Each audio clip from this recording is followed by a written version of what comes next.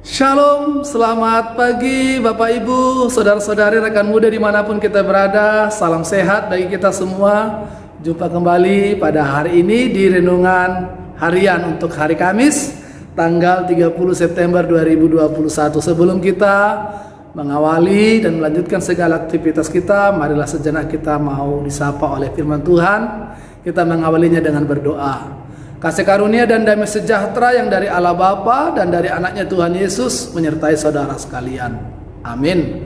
Saudara-saudari, firman Tuhan hari ini tertulis di kitab Roma pasal 8 ayat 28. Demikian dikatakan, kita tahu sekarang bahwa Allah turut bekerja dalam segala sesuatu untuk mendatangkan kebaikan bagi mereka yang mengasihi Dia, yaitu bagi mereka yang terpanggil sesuai dengan rencana Allah. Saudara-saudari, ada sebuah kisah terjadi di satu tempat ketika ada seorang anak disuruh oleh ibunya yang sedang sakit kepala, yang harus terbaring di rumah karena sakit yang begitu berat. Kepala dia sangat pening dan tidak bisa melakukan aktivitas apapun. Lalu dia menyuruh anaknya untuk pergi ke sebuah apotik yang sekian ratus meter jauhnya dari rumahnya. Dan anak kecil ini berlari bergegas menuju apotik yang diperintahkan oleh ibunya ini. Dia menyeberang jalan, dan di seberang jalan itu ada apotik Kimia Farma. Dan di apotik itu dia meminta kepada si apoteker atau penjaga apotik untuk mengambilkan obat yang dia mau beli itu. Tetapi di saat yang bersamaan ada seorang perempuan muda yang sedang putus asa, juga sedang membeli obat di tempat itu.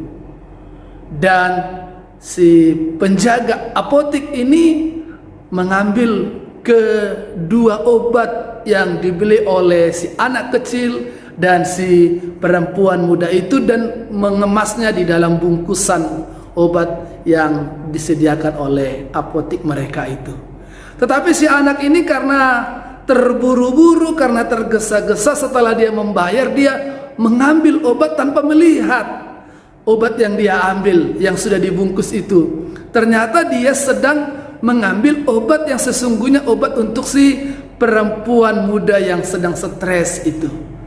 Nah, begitu dia mengambil, dia langsung berlari-lari, dan karena larinya cepat dan tidak melihat kiri dan kanan, akhirnya dia tersenggol oleh sepeda motor yang membuat obatnya berserakan jatuh di jalan dan kotor dan tentu tidak bisa dikonsumsi lagi. Dan dia sendiri memang tidak mengalami luka yang berat, tetapi dia langsung bangkit dan melihat obat-obat yang berserakan itu. Dia sangat sedih karena dia tidak memiliki lagi uang, dan dia tahu juga ibunya tidak lagi memiliki uang untuk bisa membeli obat, mengganti obat yang sudah tidak bisa dipakai itu. Dengan usaha yang kecil dia pergi ke apotik dan menyampaikan kepada sang penjaga apotik. Juga ternyata si perempuan muda yang mengalami pergumulan berat itu masih di situ. Lalu dia menceritakan tentang obat yang jatuh itu, dan si penjaga apotik dan si perempuan muda itu bersyukur sekali karena ternyata obat itu akhirnya tidak jadi sampai ke rumah. Dan si perempuan muda itu langsung menanyakan kepada si anak, dia mau minta obat apa. Dan dia minta kepada si apoteker untuk mengambilkan obat anak itu. Karena ternyata rupanya obat yang sedang dibeli perempuan muda yang salah ambil, salah bawa anak itu adalah obat yang sangat keras dosisnya, yang tujuannya adalah untuk dipakai si perempuan muda yang sedang stres itu untuk bunuh diri. Akhirnya melihat keadaan itu, si perempuan muda itu pun menyesal dan akhirnya tidak jadi bunuh diri, karena dia kemudian menyadari bahwa Tuhan sudah melakukan sesuatu untuk menghalangi, membatalkan dia bunuh diri dengan obat yang salah ambil oleh si anak tadi. Saudara-saudara, cerita sederhana ini mungkin sesuatu yang biasa, tetapi kalau kita melihat maknanya, ternyata kecelakaan yang dialami si anak ini itu diizinkan Tuhan terjadi supaya obat yang dia bawa itu tidak sampai ke rumah. Karena kalau sampai ke rumah itu akan mencelakakan, akan membunuh ibunya. Dan kalau obat itu tadinya tidak salah ambil, tentu obat itu juga sudah akan dikonsumsi oleh si perempuan yang stres itu, dan dia mungkin juga sudah mati pada waktu kemudian. Tetapi Tuhan membuat segala sesuatunya sepertinya tidak baik, tapi ternyata menjadi kebaikan bagi semuanya. Saudara-saudara, banyak kejadian di dalam kehidupan kita yang mungkin kita sendiri pun sering tidak menyadari bahwa apa yang terjadi di dalam kehidupan kita ini pada saat itu mungkin kita melihat itu sesuatu yang tidak baik, itu sesuatu yang menyedihkan, itu yang sesuatu yang membuat kita bangkrut atau merugi dan lain-lain. Tapi kalau kita percaya bahwa seperti dikatakan oleh firman ini, Allah turut bekerja dalam segala sesuatu untuk mendatangkan kebaikan, maka kita akan melihat ada kebaikan di balik bahkan kesedihan yang kita alami itu. Seperti itulah Paulus melihat apa yang terjadi di dalam dirinya ketika dia karena Injil Tuhan harus dipenjarakan. Ketika dia karena memberitakan firman Tuhan harus menghadapi kasus di mana dia harus diadili dan dipenjarakan. Tetapi Paulus melihat sesuatu peristiwa yang dia alamin itu, bahkan pengadilan yang dia alamin itu, bahkan kondisinya yang kemudian dipenjarakan itu adalah sesuatu yang mendatangkan kebaikan bagi dia dan bagi Injil. Karena dia semakin dapat memberitakan Injil lebih luas, bahkan sampai ke Roma, sampai ke berbagai kota, dan di penjara pun dia bisa menyelamatkan banyak orang. Dia bisa memperdengarkan Injil kepada banyak orang. Sesuatu yang mungkin bagi sebagian orang adalah kecelakaan, adalah sebuah musibah, adalah sebuah penderitaan karena firman dia dipenjara.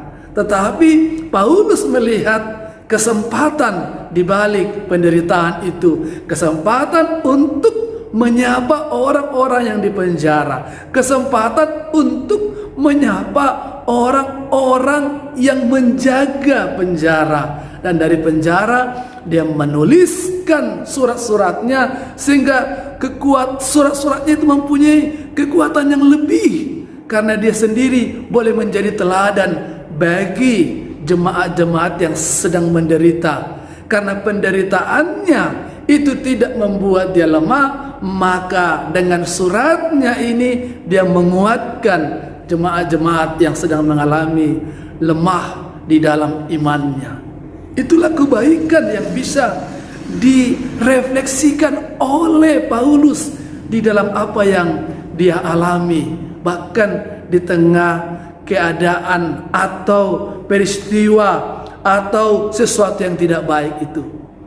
Hari ini kita juga mau disapa oleh firman Tuhan untuk melihat segala peristiwa yang kita alami, untuk melihat segala kejadian yang kita alami, bahwa Tuhan sesungguhnya punya rencana di dalam kehidupan kita, baik dalam keadaan suka maupun duka yang kita jalani. Ada rencana Tuhan, dan segala yang terjadi Tuhan akan jadikan kebaikan bagi kita. Sama seperti makanan, baik makanan yang manis atau makanan yang pahit seperti ubat, seperti sayur ketela atau sayur daun pepaya, itu juga meski pahit pasti akan mendatangkan kebaikan, kesembuhan, kesehatan bagi kita. Demikian juga peristiwa sedih, peristiwa kehilangan, atau mungkin ketika kita sakit, itu juga akan mendatangkan kebaikan bagi kita. Oleh karena itu saudara-saudara, marilah selalu mempercayakan apapun yang terjadi dalam kehidupan kita ini ke dalam tangan dan rencana Tuhan. Dan teruslah kita berdoa, semoga rencana Tuhan sajalah yang terjadi. Semoga kehendak Tuhan sajalah yang terjadi di dalam kehidupan kita.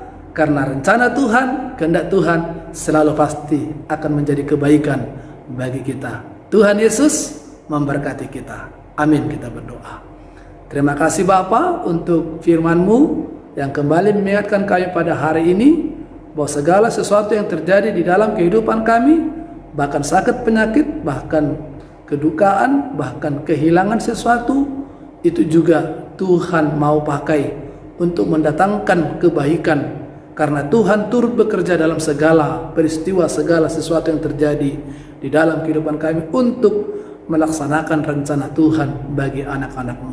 Berkati pekerjaan kami, berkati kesehatan kami, berkati seluruh aktivitas kami sepanjang hari ini. Dalam nama Tuhan Yesus kami berdoa dan mengucap syukur. Amin. Kasih karunia dari Tuhan kita Yesus Kristus, kasih setia daripada Allah Bapa serta persekutuan Roh Kudus itulah yang menyertai berkati saudara sekalian sekarang sampai selama-lamanya. Amin. Selamat bekerja, selamat beraktivitas. Tuhan Yesus memberkati kita selalu. Horas.